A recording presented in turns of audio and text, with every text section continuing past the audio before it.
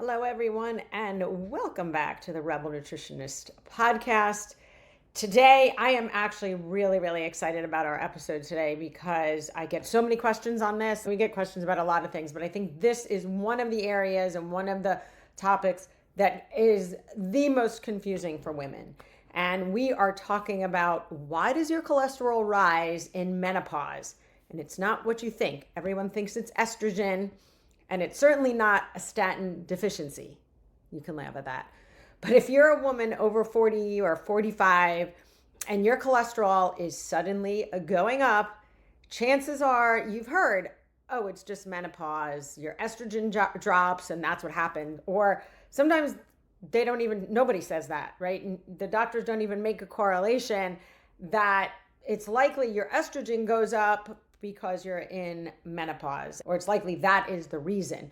And they don't talk about it, they don't address it. It's up to us folks to actually bring this to the surface. And I truly don't even think most physicians who are gynecologists or even in the medical space are paying attention to what happens with women's lipids and a lot of their labs during menopause. It's just a fact. I hear this all day long.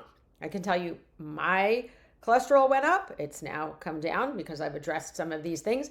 But it is, I think, more common than not, more likely than not, that as you go through menopause, you're going to experience that. And it's an incomplete picture because it's not just, oh, your cholesterol is going up and take a statin. Because menopause isn't just about the ovaries shutting down. It's your body going through a full metabolic recalibration. That is so true. Your body is recalibrating now during menopause. And so when cholesterol rises during menopause, it's totally not random. It's not anything that you did, and it's not just age. It is basically a signal. And today we're going to unpack what that signal represents clinically, metabolically, and systemically, because it really is all about that. And there's a lot of information. This is going to be a little bit science, but it's certainly going to be chock full of tons of information. So buckle up, we're going in, okay? We're going to talk about things like estrogen and the LDL receptors. We're going to talk about visceral fat redistribution, insulin resistance, cortisol in the brain, muscle loss, inflammation, the gut-liver axis. Because here's the thing, cholesterol does not rise in isolation. It rises in context. So I'm going to call this the obvious layer because it's estrogen and lipid metabolism. It's how does estrogen actually impact how your body handles lipids. And when I talk about lipids, I'm talking about cholesterol and LDL and HDL and VLDL and all of those particles in between. So if you are only getting a cholesterol panel, meaning total cholesterol, HDL, LDL, triglycerides, maybe VLDL, you are getting an incomplete picture. You have to get particle sizes because that is so important, as is what we call LP little a. So we can talk more about that if you have questions about that, but let's talk about what everybody's talking about. How does estrogen play a significant role in lipid metabolism? How your body uses fats, essentially. So in the liver, estrogen, the hormone, upregulates LDL receptors. It enhances LDL clearance. It supports reverse cholesterol transport, increases HDL production, and suppresses hepatic lipase activity. Okay, so what does that mean in English? Okay. Before menopause, estrogen acts like a traffic controller for cholesterol, essentially. Your liver has little grabbers on its surface that basically pull LDL, which is the cholesterol carrying particle, out of your bloodstream. Think of them like docking stations, okay? There's a docking station for that. Estrogen tells your liver, make more of these grabbers. Take those grabbers and make more of them so that we can take that LDL out of the bloodstream and it can clear efficiently. So when estrogen drops, you make fewer docking stations. So it's not that LDL is skyrocketing because you're not making more. It goes up because you're actually clearing less out of the blood. You following me? All right. Now let's talk about HDL. HDL is like the cleanup crew. It goes around your body, picking up excess cholesterol and bringing it back to the liver for recycling. So estrogen helps HDL do its job well. So after menopause, HDL may decrease or it may become smaller and less effective. So even if your number looks fine, the function of it may not be as strong. There's also an enzyme in the liver called hepatic lipase, and estrogen keeps this enzyme in check. So when estrogen drops, this enzyme becomes more active, and that can shift cholesterol particles into smaller, dense patterns. And it's these smaller, dense particles that are more likely to contribute to plaque formation, right? Hardening of the arteries. So here's the takeaway. Before menopause, estrogen helps clear that LDL efficiently, and it keeps HDL functioning well. So you have a healthier particle pattern. After menopause, the cleanup system slows down. So that doesn't mean your body is broken. It means the regulation has changed. And that's why cholesterol often rises, not randomly, but because the system managing it has shifted. And so when estradiol declines, your estrogen declines, LDL receptor expression decreases, LDL clearance slows, particles start to accumulate, your triglycerides might rise, and HDL can shift to smaller, less protective subfractions. And this is well documented in longitudinal studies like SWAN, the study of women's health across the nation, where LDL cholesterol increases sharply around the final menstrual period. So yes, estrogen loss does matter, but here's where we need to zoom out. If estrogen deficiency alone explained everything, then guess what? Hormone therapy would normalize cardiovascular risk, and we know that it doesn't normalize it. Hormone therapy may improve some of your lipid markers, but it doesn't completely eliminate cardiovascular risk in women, and that's really important to hear. So this tells us something even more important. While estrogen loss might initiate the change, it doesn't fully explain that whole cascade of what goes on. So we're going to get to solutions in a moment, but the next part that I want to talk about is visceral fat redistribution. And this is a real turning point for a lot of women. What does this mean? It's why does menopause push belly fat or fat into the belly? Because we accumulate fat in the belly. Most women have this happen, maybe not to a great extent. Some have more than others. But one of the biggest misunderstandings about menopause is that women just gain weight. And that's not actually what's happening. Again, the more important change isn't total weight, because you could weigh the same and just have it distributed differently, okay? Before menopause, estrogen actively influences where fat goes. Fat tissue has estrogen receptors, especially subcutaneous fat in the hips and thighs. Think about it, childbearing, we need fat more there. So estrogen basically tells your body, store energy there. And that the fat in the lower part of the body, in the hips and the buttocks and the legs, is actually metabolically quieter. It doesn't signal inflammation molecules, for example, okay? So we have less inflammation, we have less insulin resistance when we store fat there. But when estrogen drops, the signaling changes. Subcutaneous fat loses its preferential storage signal, meaning that's not the preference, okay? At the same time, visceral fat, the fat around the organ, loses what we call inhibition, meaning it's more accessible, okay? It's not putting out these messengers that say, no, don't store fat here. Becomes more accessible.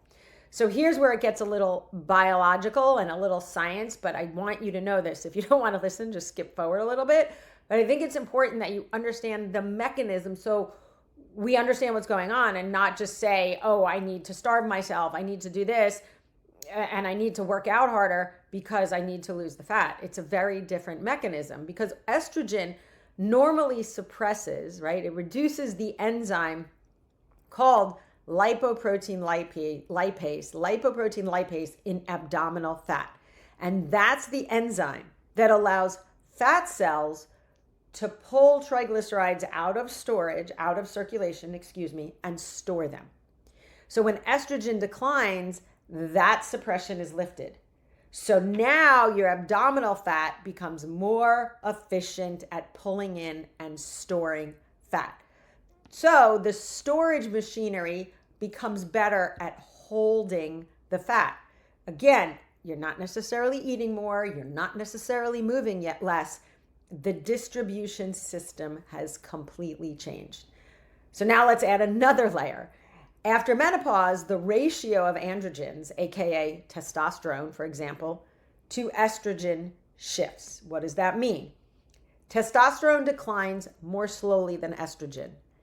That relative, let's call it testosterone dominance, is associated with more central fat accumulation.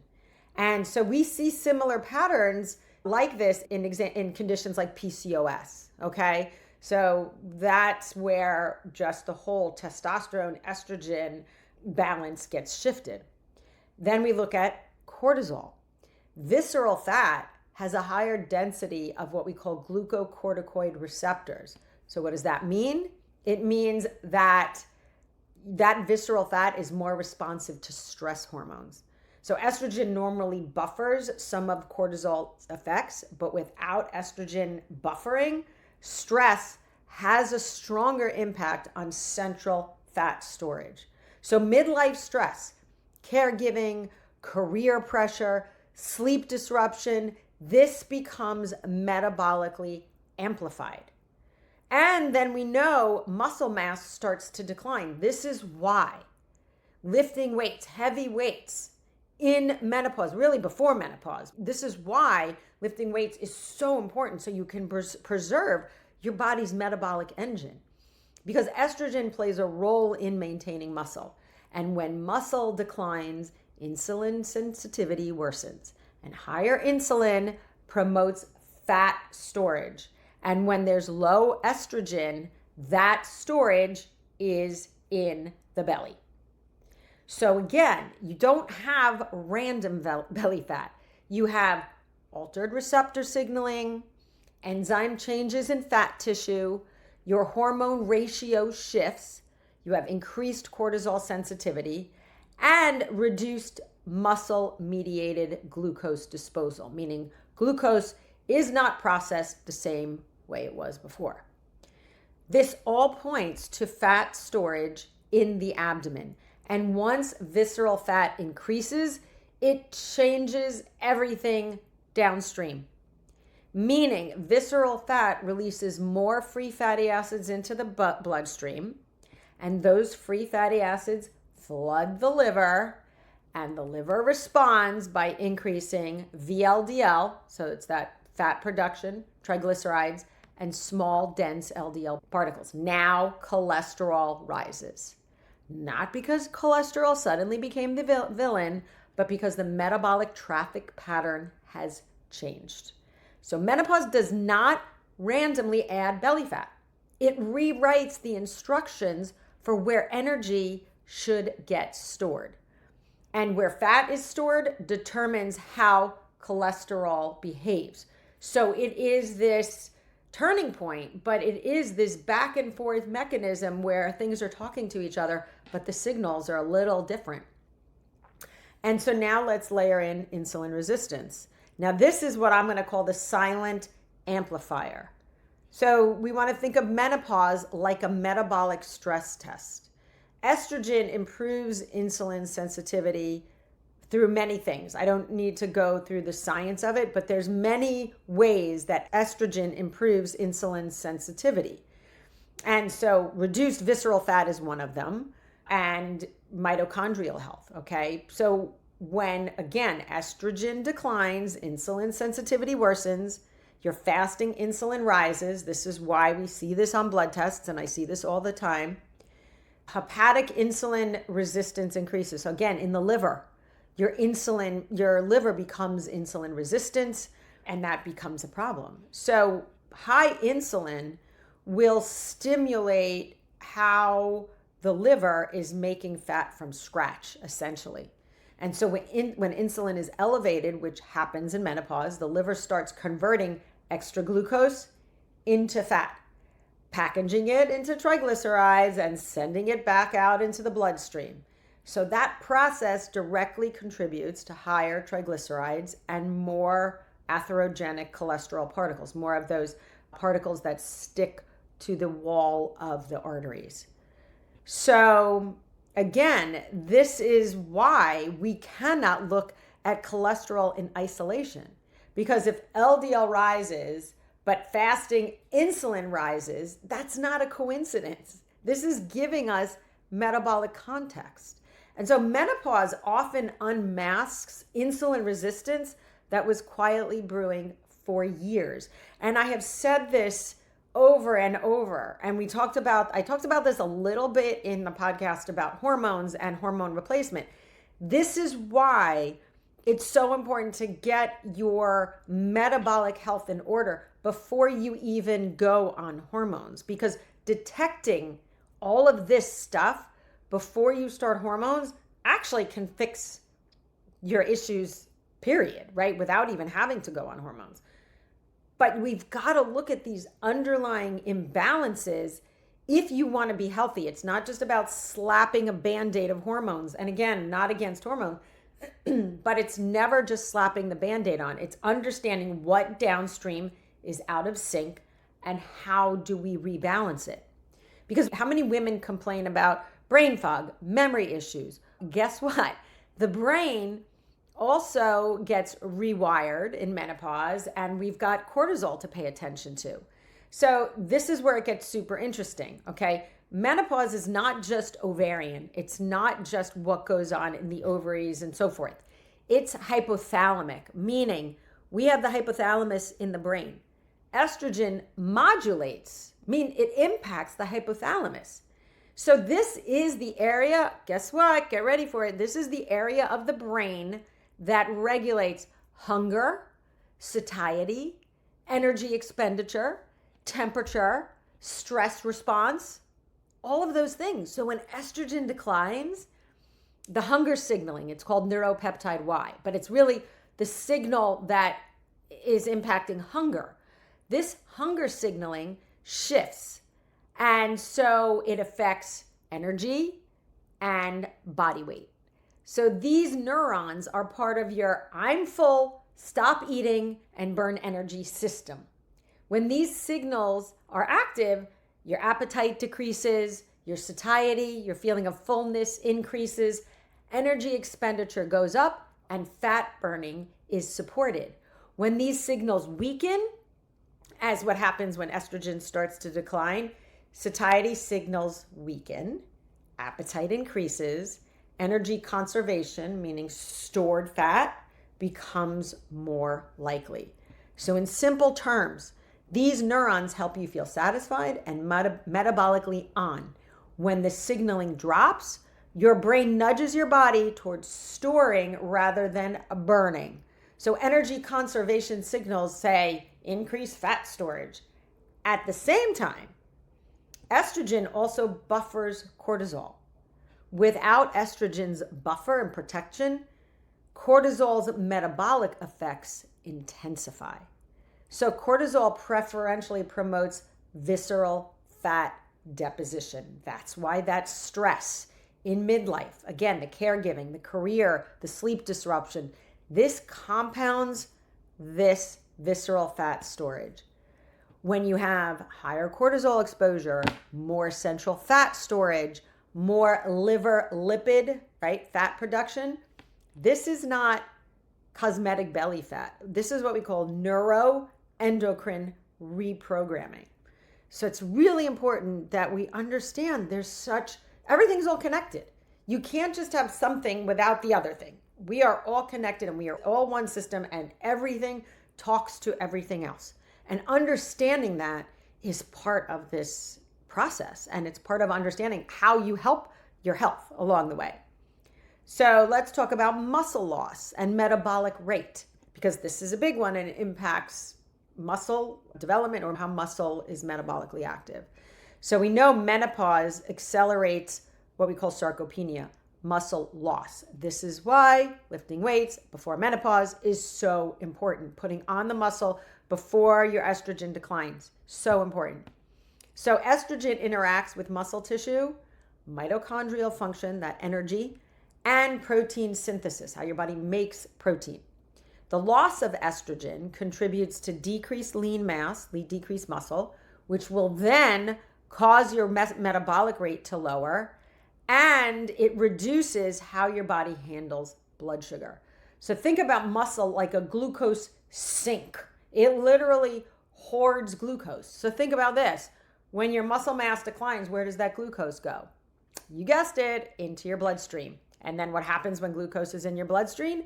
Insulin rises.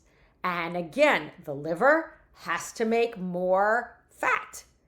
And if those LDL receptors are not efficiently pulling in the fat to the liver, guess what? You're going to have higher circulating fats, cholesterol.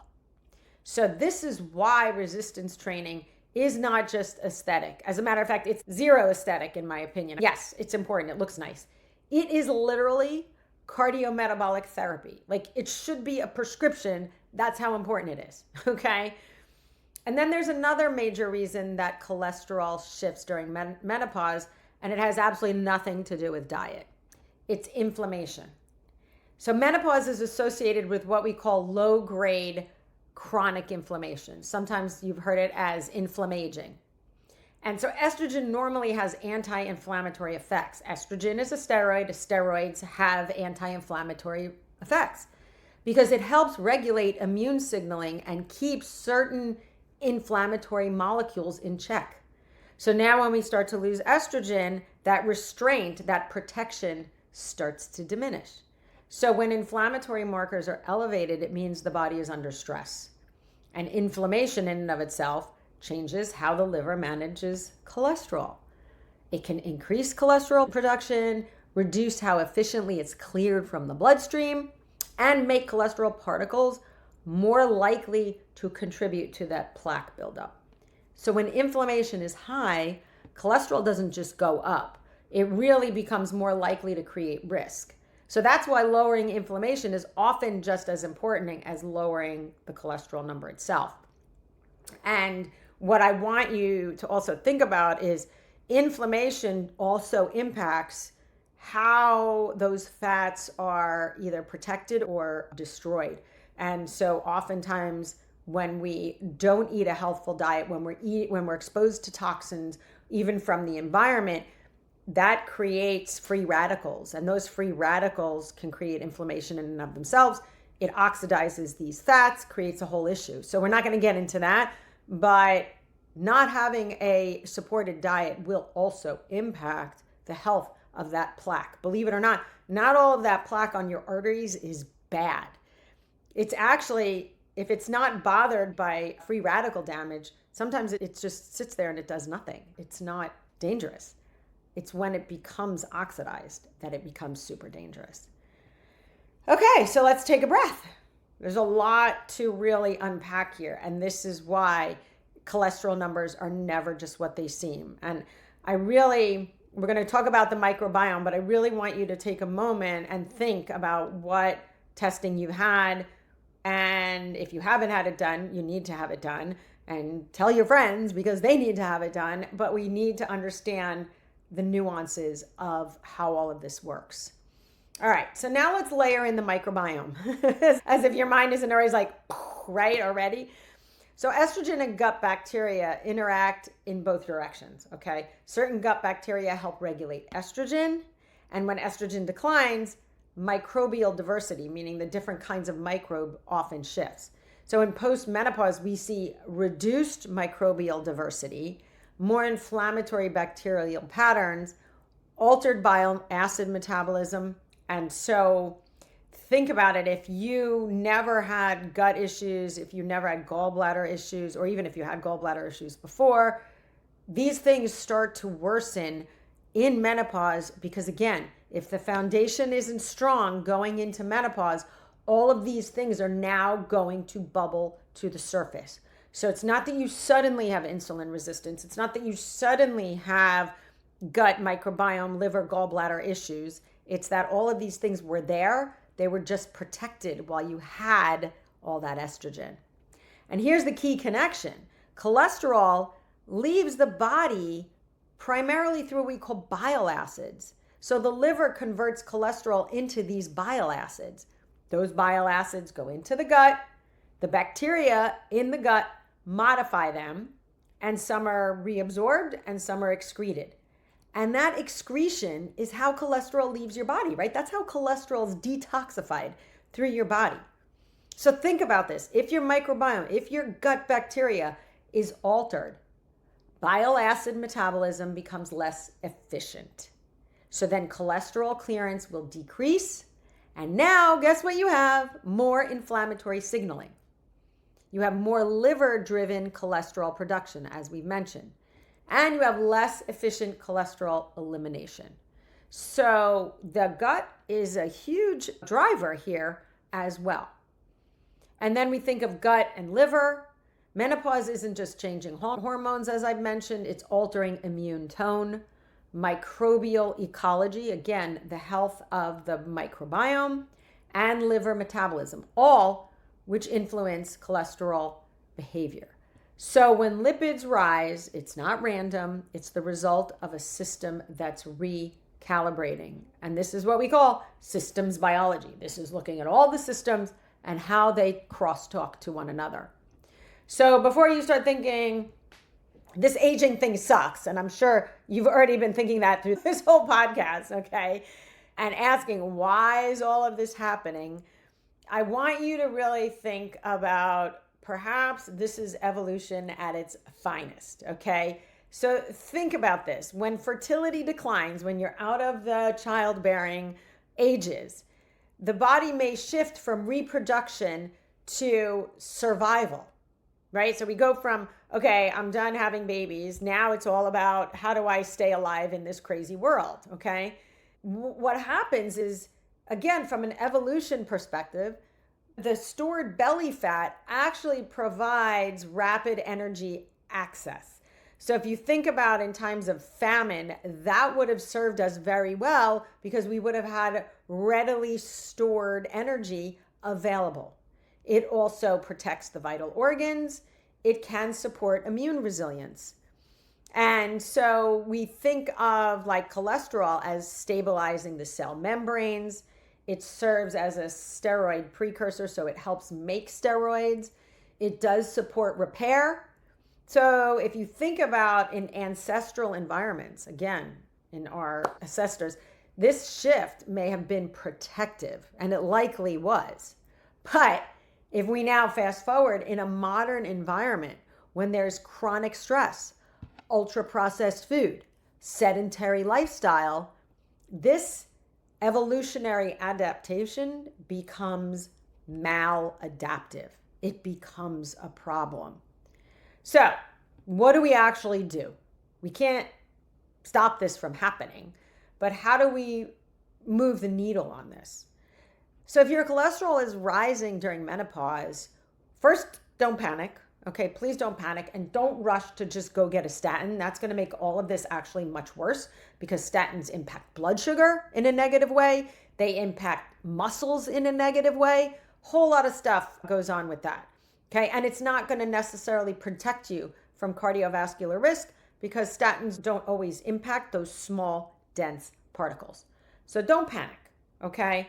And don't reduce this to, like I said, just take a statin or just cut out the fat. Because as I mentioned, doing either of those, just cutting out fat you're eating, well, that may help if you're eating a high-fat diet, but it's certainly not going to fix this whole problem, okay? And we don't treat that cholesterol lab number in isolation because cholesterol, as I mentioned during menopause, is not a morality test, okay? It's a metabolic signal. And when you understand the signal, you get leverage. So let's talk about where that leverage lives. Number one, first and foremost, preserve and build your muscle. Everybody thinks, especially there's a lot of talk about the GLP-1s and how important it is to build muscle. Yes, but it's also, that's part of this whole conversation. Again, if you don't have muscle and you're on a GLP-1 and you're going into menopause, this is like your metabolic time bomb. So if there's one intervention I want women to take serious in midlife, it is resistance training. Muscle is your metabolic insurance. It improves insulin sensitivity. It improves glucose disposal. It improves mitochondrial efficiency. If you're that person who's always tired, guess what? The more muscle you have, the less tired and fatigued you are. And it improves how your body handles lipids, those fats.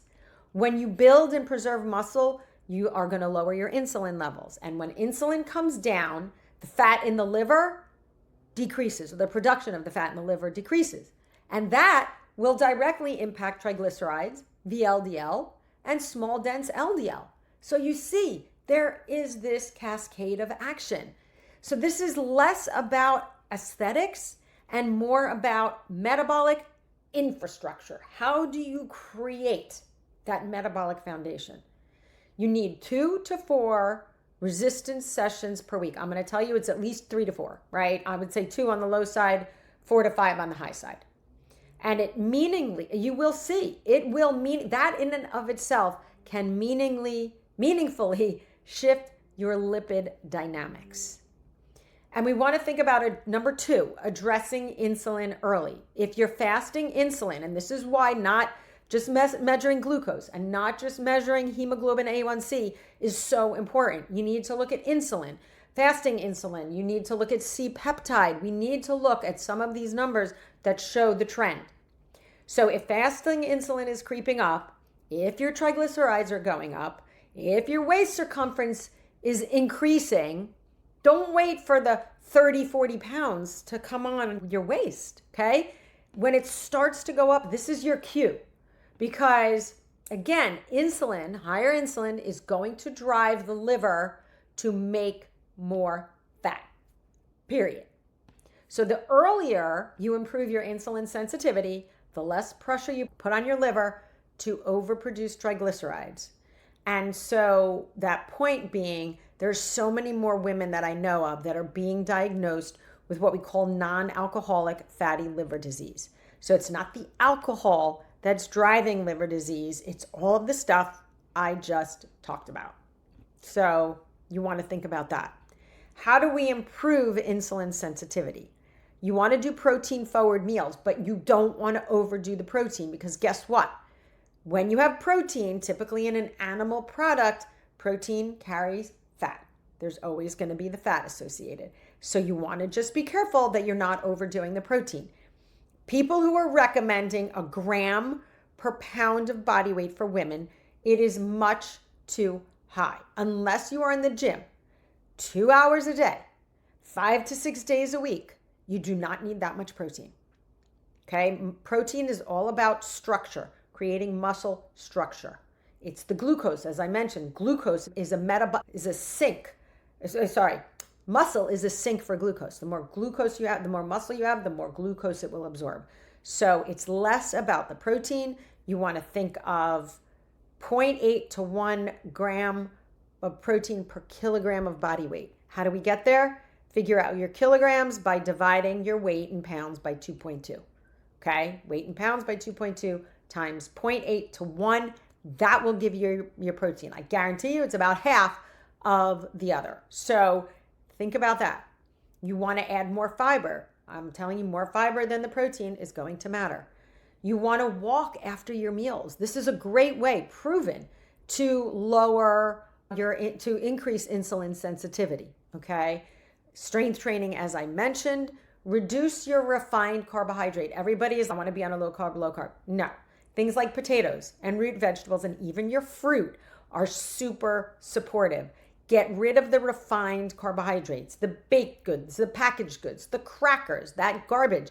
Even things like pastas and rice, like your grains, do them minimally. Think about your root vegetables as your carbs, okay? And don't wait for diabetes to show up, okay? Don't wait for those. Get proactive on where your numbers are. And of course, last but not least, improve your sleep. Sleep and stress okay, go hand in hand here, and we have got to pay attention. Sleep, I will say everything backs into sleep. When you hear me talk, I always talk about sleep. If your sleep is not spot on, or you're not getting 7, 8, 6.5 to 8 hours of sleep, we got to talk, okay? And remember, respond when you see the first whisper. I always say your body whispers, don't wait for the roar. My friend Shari Coltoon said that. Don't know who said it before, but I love it. And your body is talking to you. You need to pay attention.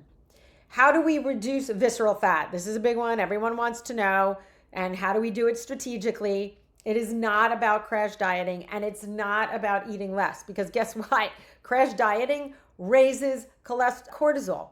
So if you're crash dieting and you're eating less, guess what? Your cortisol is going up, and this whole thing is going to backfire on you.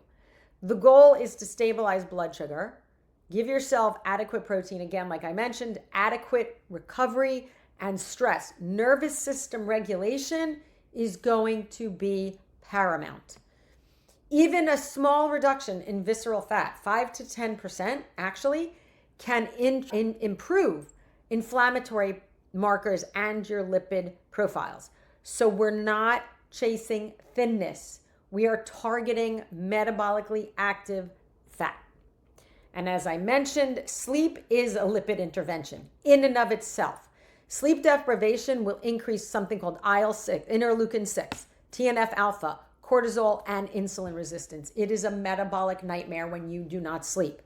As I mentioned, less than 6 hours of sleep consistently is associated with worse triglycerides and a higher inflammation burden.